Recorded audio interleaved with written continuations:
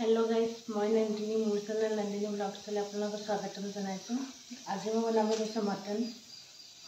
আউচোন চা কেনেকে বনাও মটন বনাবলে আমি তেলতে গৰম মছলা দি লৈছো তেজপাত ডাঙৰ ইলাচি দালচিনি আৰু অকমান জাবিত্ৰী আৰু ইফালে আদা নহৰু পেষ্ট বনাই লৈছো আৰু পিয়াজ কাটি লৈছো আৰু মাংসটো অকমান প্ৰেছাৰত 5-6টা মান সিটি দি পেলাই বইল কৰি লৈছো অকমান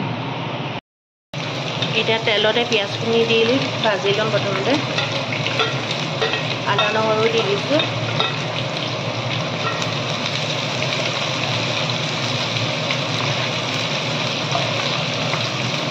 পিয়াজখিনি ৰঙা অকমান হোৱালৈকে ভাজি ধুনীয়াকৈ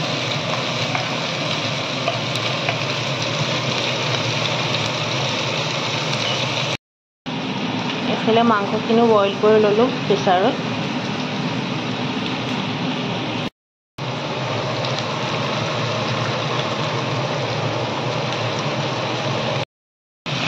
এফালে এতিয়া আলু দি ললো আলুখিনি অকণ ভাজি লম এতিয়া হালধি দি লৈছো 1 চামুচ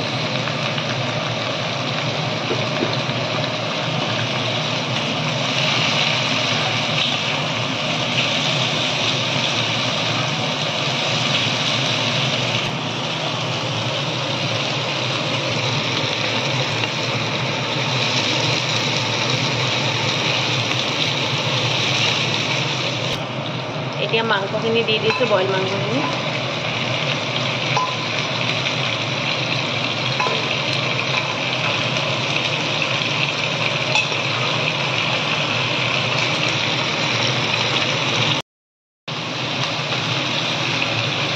এতিয়া ধুনীয়াকৈ লৰাই ল'ম মাংসখিনি আলুৰ লগত মিক্স কৰি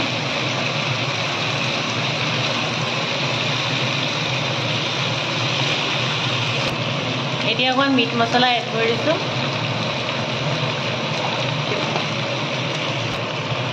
এতিয়া নিমখ দিছো নিমখটো আপোনালোকে কম বেছি পৰিমাণে নিজৰ জোখত লৈ দিব এতিয়া গোটেইখিনি ধুনীয়াকৈ মছলাৰ লগত মিলাই ল'ম ইমান ধুনীয়া কালাৰ আহিছে দেখিছে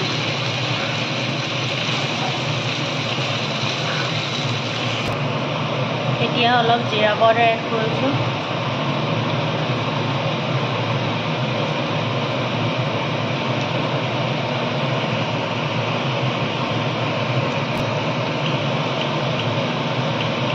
লগতে অলপ ধনিয়া পাউডাৰ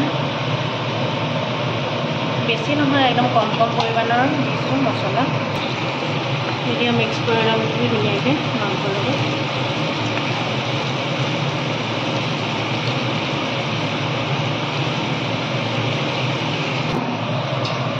এতিয়া বইল কৰা পানীখিনি মই তাতে এড কৰি দিছো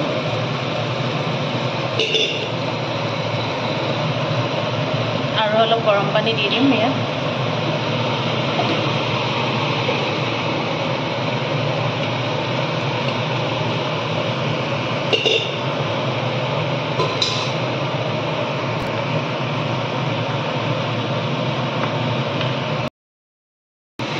মাংস দেখিছে ধুনীয়াকৈ সিজি গৈছে এতিয়া ইমান ধুনীয়া কালাৰ এটা আহিছে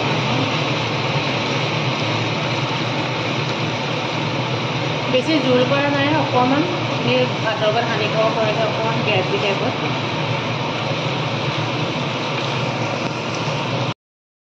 এইফালে লৈছোঁ ফুলকবি আলু ভাজি এয়া ভাজিম এতিয়া এইফালে দেখিছে মাংস পূৰা উতলি আছে ধুনীয়াকৈ এইফালে ভাতৰ হুইচেল মাৰিব লৈছে এইফালে মই বনাইছোঁ ফুলকবি মটৰ আলু ভাজি এয়া কেৰাহীত বহাই দিলোঁ ইয়াত একো দিয়া নাই নিমখ হালধি বাছ সিমানেই দিছোঁ এতিয়া ইয়াত গৰম মছলা এড কৰি দিলোঁ ঢাকন মাৰি নমাই দিম আৰু এতিয়া মাংস হৈ গ'ল আজি আছে মাংস মই নাই পাপাই বনাইছে পাপাই খুব ধুনীয়া মটন বনাই আমাৰ মানে নাথাকেই ইয়াত পাপা সেইকাৰণে আমাৰ আমি নিজেই বনাই খাওঁ, কিন্তু মটন থাকিলে পাপাই বনালে বহুত ভাল লাগে খাবলৈ।